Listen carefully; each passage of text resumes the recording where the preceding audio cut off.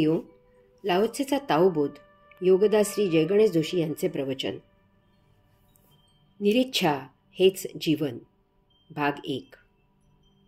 Laozi सांगतो की योगी निरीच्छ राहण्याचीच इच्छा करतात आणि मिळवायला कष्टदायक असलेल्या गोष्टींना मुळीच महत्त्व देत नाहीत. या व्यवहारी जगात मुळीच न पटणारा असा हा विचार आहे. या व्यवहारी जगाचे नियम पहा विचित्र, पूर्णपणे अध्यात्माच्या विरुद्ध, नरदेह प्राप्तीच्या मूलभूत हेतूला तडा देणारे असे आहेत. माणसाला जगण्यासाठी काहीतरी उद्देश पाहिजे. पशूंसारखे निर्हेतुक जगू नये. किडे मुंग्यांसुद्धा अन्न पाणी मिळवतात. आपण माणूस आहोत. आपल्याला जगाला दिपवून टाकणारी बुद्धी आहे. ती वापरा आणि या सृष्टीचा नवनवीन भरपूर उपभोग घ्या.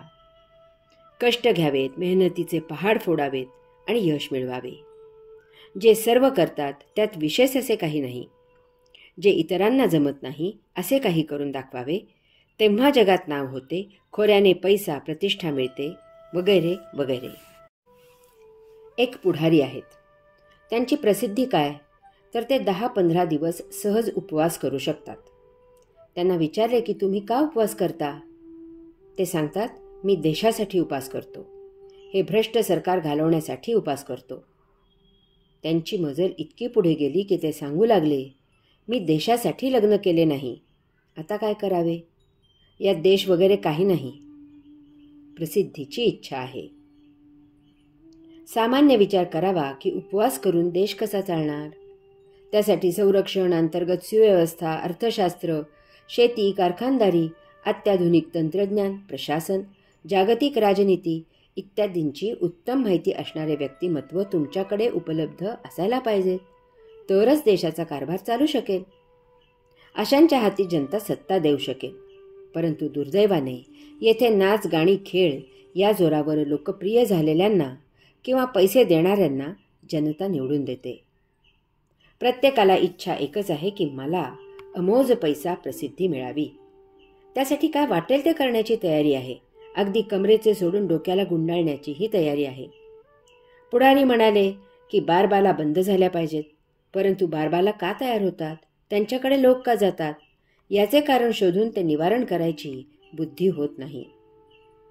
या महाभयावह इच्छांमुळेच तथाकथित धर्माची दुकानेही तेजीत आहेत. पैसा, प्रसिद्धी याची महातीव्र इच्छा आहे. हे सरळ मार्गाने मिळेल याची खात्री नाही. त्यासाठी धर्माचा आधार लागतो. किंवा ते वेगळ्या मार्गाने मिळवले की ते पचावे, त्याची सल टोचत राहू नये यासाठीही धर्माचा आधार लागतो.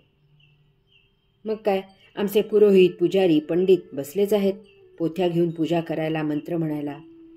राजरोज धर्माचा बाजार मांडतात. पुण्याचे दुकान उघडतात. तेथे पुण्याला कमी जास्त प्रतिप्रमाणे दर लावलेले आहेत. देऊळे, तीर्थक्षेत्रे, मठ, आश्रम येथे तोबा गर्दी आहे. कारण पापी लोकांना परमात्म्याकडे सरळ जायला लाज वाटते. त्यासाठी त्यांना मध्यस्थी लागतो. निरीच्छा हेच जीवन, भाग 2.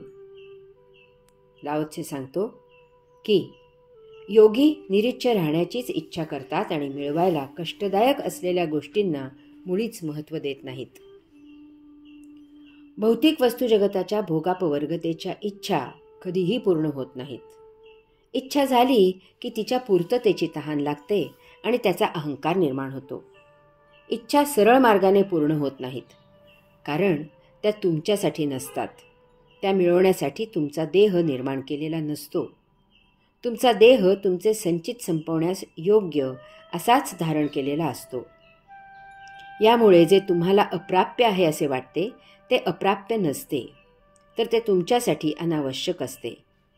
ते मिळवलेत तर तुम्ही शारीरिक किंवा मानसिक रोगी होणार हे निश्चित असते. परंतु हे ऐकतो कोण?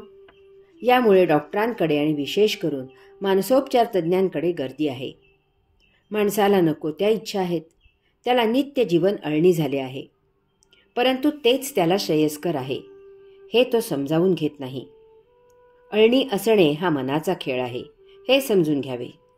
म्हणजे माणसाच्या जीवनातील अनावश्यक धावपळ बंद होईल. त्यायोगे तो शांत, मौन होईल आणि मग त्याला मुद्दाम निरीच्छ व्हावे लागणार नाही. तो त्याचा स्वभाव होईल. इच्छा ही इच्छा असते, मग ती भौतिक असेल किंवा आध्यात्मिक असेल.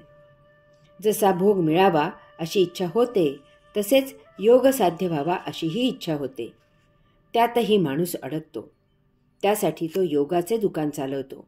त्याला वाटते की मठ आश्रम चालवला की आपण योगी होऊ, परंतु तसे होत नाही. तो योगभोगी होतो, भ्रष्ट होतो, शेवटी भौतिकातच रुतून बसतो. यास्तव योग्याची एकच इच्छा असते की कधीही कसली इच्छा होऊ नये, निरीच्छ राहावे. जे मिळत आहे तेच लायकीपेक्षा जास्त आहे अशीच त्याची भावना असते. देह जीवित राहावा, संचित संपावे, यासाठी त्याला नियती देत असते. याहून आणखी काय हवे? लाओत्से सांगतो की योगी मिळवायला कष्टदायक असलेल्या गोष्टींना मुळीच महत्त्व देत नाहीत. एखादी गोष्ट मिळवायला कष्ट केव्हा होतात? जेव्हा ती गोष्ट मिळवणे देहाला अशक्य होते तेव्हा. एखादी गोष्ट मिळवणे देहाला अशक्य का होते? कारण ते धारण केलेल्या देहाच्या संचितात नसते. जर एखादी गोष्ट आपल्या संचितात नाही तर ती मिळवण्याचे प्रयोजन नाही. मग त्याची इच्छा का करावी? यासाठी योगी मिळवण्यास कठीण असलेल्या गोष्टींची इच्छा करत नाहीत. अशा मिळवायला कष्टदायक असलेल्या गोष्टींना जर त्यांनी महत्त्व दिले तर एखाद्या गाफील क्षणी त्या गोष्टींची अभिलाषा मनात निर्माण होण्याची शक्यता असते. सरळ साधे कोणीही मिळवते, यात विशेष काही नसते. कष्टदायक मिळवण्याचा अहंकार निर्माण होतो. त्यावेळी पाऊल वाकडे पडण्याची शक्यता असते. यास्तव योगी अशा गोष्टींना महत्त्व देत नाहीत. हरि ओम.